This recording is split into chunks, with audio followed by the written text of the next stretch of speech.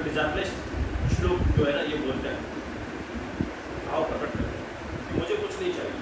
यदि दास्यसि मे कामान वरं त्वं वरदर्शवा कामानां हृदये असंरोहम् वर्णेस्तस्य वरणे वरम। तो यदि दास्यसि मे कामान वरं त्वं वरदर्शवा, है ना। तो वहाँ पर जब भगवान नरसिंहदेव प्रहलाद महाराज को बोल रहे थे कि मांगो, है ना, और मैं वरदान देने वालों में सर्वश्रेष्ठ हूँ, तो प्रहलाद महाराज खुद भी कहते हैं कि आप वरदान देने वालों में सर्वश्रेष्ठ वरदराज है, वरं त्वं वरदर्शवा, परंतु मुझे किसी प्रकार का कोई वरदान नहीं चाहिए। यदि दास्यसि मे कामान, अगर मुझे कुछ देना चाहते हो, कामान का मतलब इच्छा, मेरी तो कोई इच्छा नहीं है, अगर मुझे कुछ देना चाहते हो तो इस संसार के समस्त लोगों को मुक्त कर, मेरे अंदर की जितनी भी, मेरे अंदर मांगा, मेरे अंदर की जितनी भी काम भौतिक इच्छा है उन सब से मुक्त कर दो, सारी इच्छा को नष्ट कर दो। यदि दास्यसि मे कामान वरं त्वं वरदर्शवा कामानां हृदये असंरोहम्, जो हृदय के अंदर जितनी भी भौतिक काम वस्तु इच्छाएं हैं, वो प्रति हैं, उन सब को नष्ट कर दो, मेरी इच्छा ही खत्म कर।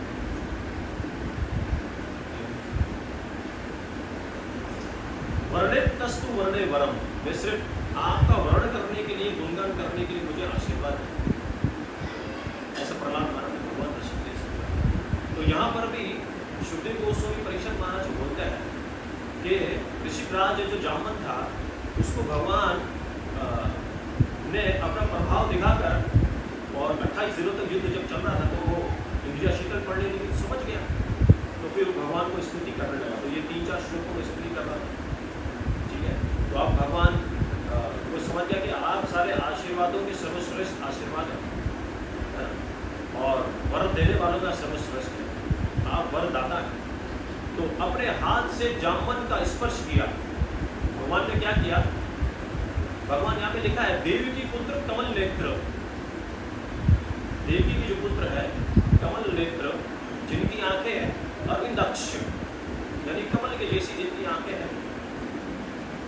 तो भगवान ने क्या किया, अपने हाथ से क्या किया, अपने कर कमल को उनको स्पर्श किया, जामन को टच किया, भगवान ने स्पर्श किया और अपने भक्त से अत्यंत कृपा पूर्वक मेघ की गर्जना जैसी गंभीर वाणी में बोले। भगवान कृपा पूर्वक बोले, है ना, अपने भक्त के सामने, क्योंकि जामन भगवान का भक्त था, तो भगवान की वाणी को गंभीर क्यों बताया गया,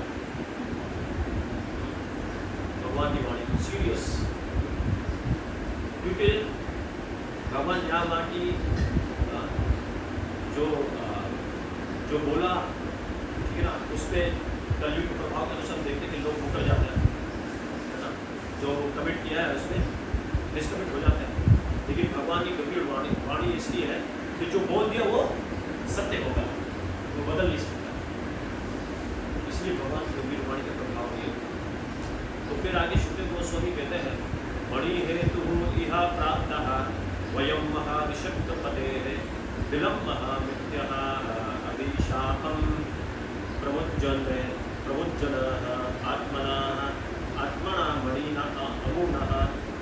भगवान कृष्ण ने कहा, हे ऋषिराज, हम इसी मणि के लिए आपकी गुफा में आए थे। भगवान कृष्ण को ढूंढने भी गए थे, क्योंकि भगवान के ऊपर आरोप लगा दिया राजा सत्राजित ने। वे इस मणि का उपयोग अपने विरुद्ध लगाए गए आरोपों को झूठा सिद्ध करने के लिए, झूठा सिद्ध करने के लिए करना चाहता हूँ, क्योंकि मेरे ऊपर आरोप लगाए गए थे, मैं तो निर्दोष हूँ। भगवान ने कहा, भगवान के तो कोई दोष नहीं है, वो परम सत्य है। तो इस प्रकार से भगवान कहे कि मैं इस कारण से मैं इस गुफा में आया। फिर आगे भगवान कृष्ण कहते हैं वरदान देते हुए, यदि युक्तः स्वामः दुहित्रम्मः कन्यामः जाम्बवतीः वृदाः अर्हेण अर्थं सः मणिना कृष्णायः उपजारः। इस प्रकार कहे जाने पर जाम्बवन ने प्रसन्नता पूर्वक अपनी कुमारी पुत्री जाम्बवती के साथ मणि को भेंट अर्पित करते हुए भगवान कृष्ण का सम्मान किया। वो मणि भी दे दी, समंती का मणि, और जामवती को भी अर्पण किया। तो इस तरह जामवती से भगवान श्री कृष्ण का विवाह हुआ, ठीक है। और उसके बाद एक श्लोक पढ़िए समाप्त। आकृष्वः निर्गमः शौरेः प्रविष्टस्याखिलं जनाः प्रतीक्षयाः द्वादशा अहीना दुःखिताः स्वः पुरं ययोः। भगवान शौरी के गुफा में प्रवेश होने के बाद, शौरी क्यों बोला? तो शौर्य मतलब कृष्ण का एक नाम, और मतलब जो वसुदेव के पुत्र हुए, तो वसुदेव को भी शौर्य कहा गया, है ना, जो कि जिसका यश, जिसकी कीर्ति तीनों लोगों में फैली हुई, और जिनके गर्भ से या पुत्र के रूप में भगवान कृष्ण प्रकट होते हैं, तो उसी का शौर्य पूरे विश्व में फैलता है। तो इसलिए शौर्य, भगवान शौर्य की गुफा में प्रवेश होने के बाद यहाँ पे जामवंत को भी शौर्य बोला, क्योंकि उसका यश फैला भगवान के सामने। भगवान शौर्य की गुफा में प्रवेश होने के बाद उनके साथ आए, उनके साथ में आए भगवान। द्वारका के लोग 12 दिनों तक उनकी प्रतीक्षा करते रहे, किंतु वे बाहर नहीं आए। फाइट चलिए 28 दिनों तक, और ये 28 दिन मतलब दिन रात 1 मिनट का भी रेस्ट नहीं लिया गया। इतना घमासान युद्ध चला जामवंत और भगवान कृष्ण ने, ठीक है। और द्वारका की जो प्रजा के साथ जो भगवान कृष्ण द्वारका से निकले थे उस मणि को ढूंढने के लिए, और राजा सत्यजीत का बेटे को भी, ठीक है ना। तो राजा सत्यजीत ने 2 इल्जाम लगाए थे, एक मणि का और उनके बेटे की हत्या का। लगता मेरे बेटे को मारा भी कृष्ण ही है ना, पशुपति से। तो उसको, इससे कलंक को दूर करने के लिए भगवान साथ निकले, है ना। और फिर वो वहाँ से फिर वो जामवंत की गुफा में जाते हैं और लड़ाई होती है 28 दिन में। तो प्रजा को बाहर खड़ा रखा था 12 दिन, 12 दिन तक प्रजा बाहर खड़ी रही। फिर देखा कि भगवान नहीं है तो वापस चली जाती। तो यहाँ भी श्लोक में ये बात है, लेकिन फिर युद्ध 28 दिनों तक चलता है। तो भगवान फिर जामवंत उनके साथ मिलकर द्वारका में जाते हैं, जामवती से विवाह। और ये बात फिर आगे चल के सत्य बाबा को पता चलेगी, है ना। निशाम्यः देवकी देवी रुक्मिणी अनकदुन्दुभिः सुहृदा व्यात्तयाः अशोचनेः विलासः कृष्णाः अनिर्गतं।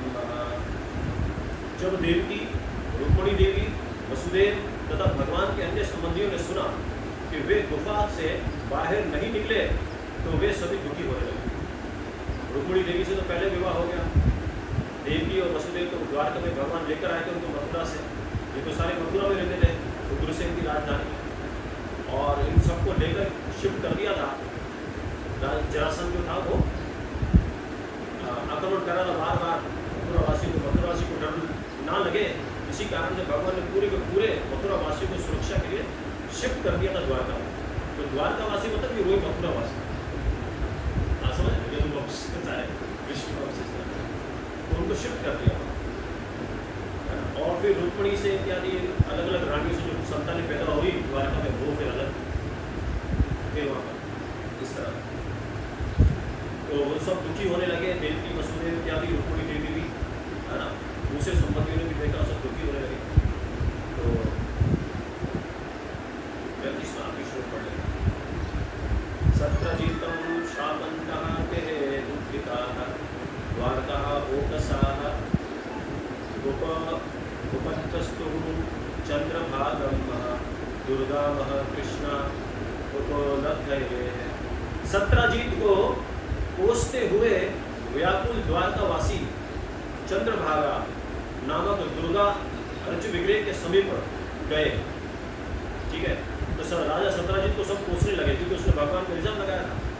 और इधर भगवान वहाँ पे युद्ध में द्वारकावासी वापस आए, तो सारे डरने लगे कि ये क्या हुआ, भगवान तो वापस आए नहीं।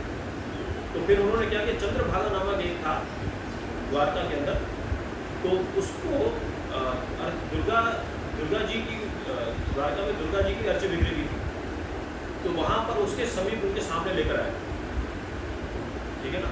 अब दुर्गा जी से भी प्रार्थना की जाती, उनके गए और कृष्ण की वापसी के लिए उनसे प्रार्थना करने लगे, भगवान की वापसी के लिए प्रार्थना करने लगे, ठीक है। तो फिर कल रुक्मणी द्वादशी है, देवी रुक्मणी का आविर्भाव तिथि है, रुक्मणी देवी की जय हो। तो शुभ तिथि ऐसे जब उठना चाहिए, जैसे आज एकादशी है तो जल्दी उठकर सबसे एकादशी में श्रेष्ठ कार्य है नाम जप करना भगवान का और भागवत का श्रवण करना। तो हमारा परम सौभाग्य हमने भागवत का श्रवण किया, हमको अवसर प्राप्त हुआ भगवान के आशीर्वाद से।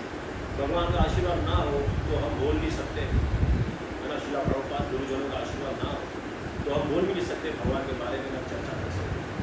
जो वैष्णव का आशीर्वाद से ही होता है, वरना नहीं कर सकते, है ना। तो ये विशेष कृपा से ही हम कर पा रहे हैं। ऐसे शुभ तिथि के अंदर भगवान का गुणगान होता है। तो ये कथा चल रही है समंती का मणि से, तो समंती का मणि से फिर सत्यभामा और जामवती का भी विवाह होता है। आगे राजा सत्राजित को जो पता चलेगा, जामवत को साथ लेकर आएंगे, जामवती से विवाह होगा और मणि भी जब वापस आ जाती है तो राजा सत्राजित को जब भगवान दिखाते हैं तो राजा सत्राजित बहुत ज़्यादा फिर आगे श्लोकों में आएगा, भगवान की प्रार्थना करते हैं और फिर अपनी पुत्री को भगवान को प्रार्थना में भेंट करते हैं कि सत्यभामा से आप विवाह करवा जिस तरह। तो सत्यभामा जी से भी विवाह होता है भगवान का। तो इस प्रकार से ये पूरी स्टोरी है। और